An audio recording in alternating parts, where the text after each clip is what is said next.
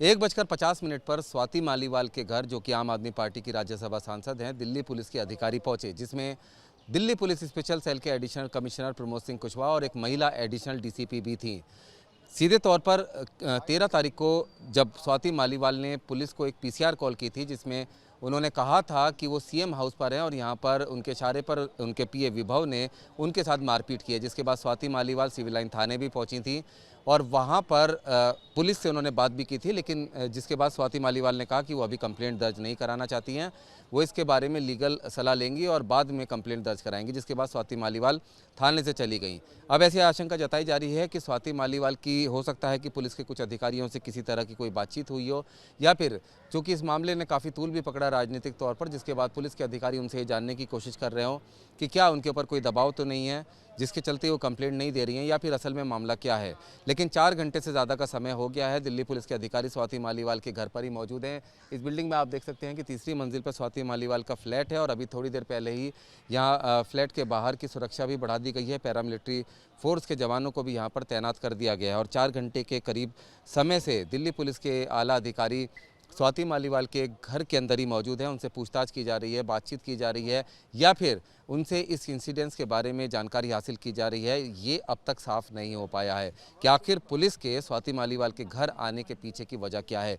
लेकिन सूत्र बता रहे हैं कि अगर स्वाति मालीवाल इस पूरे मामले में हामी भरती हैं और किसी तरह की कोई कंप्लेंट देती हैं तो उसे फ़ौरन ही एफआईआर में तब्दील कर दिया जाएगा, जिसके बाद दिल्ली पुलिस मुख्यमंत्री आवास से जो सीसीटीवी फुटेज है घटना के समय की, उसकी मांग कर सकती है ताकि मामले की जांच को आगे बढ़ाया जा सके। 1:50 पर स्वाति मालीवाल के घर, जो कि आम आदमी पार्टी की राज्यसभा सांसद हैं, दिल्ली पुलिस के अधिकारी पहुंचे, जिसमें दिल्ली पुलिस स्पेशल सेल के एडिशनल कमिश्नर प्रमोद सिंह कुशवाहा और एक महिला एडिशनल डीसीपी भी थी। सीधे तौर पर 13 तारीख को जब स्वाति मालीवाल ने पुलिस को एक पीसीआर कॉल की थी, जिसमें उन्होंने कहा था कि वो सीएम हाउस पर हैं और यहाँ पर उनके इशारे पर उनके पीए विभव ने उनके साथ मारपीट की है, जिसके बाद स्वाति मालीवाल सिविल लाइन थाने भी पहुंची थी और वहाँ पर